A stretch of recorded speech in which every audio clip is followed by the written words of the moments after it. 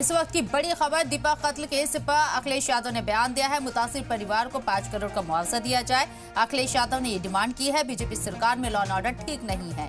इसके साथ ही गोरखपुर में ऐसी पहली घटना नहीं है, इससे पहले भी वाकयात सामने आ चुके हैं।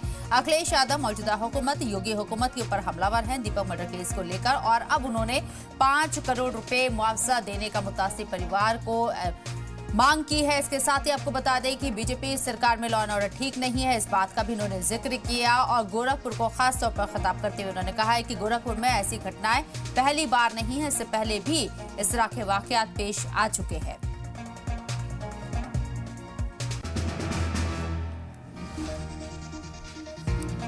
सरकार को मदद करनी चाहिए, सरकार को न्याय देना चाहिए और मुख्यमंत्री जी को पॉलिटिकल डिसीजन नहीं लेना चाहिए।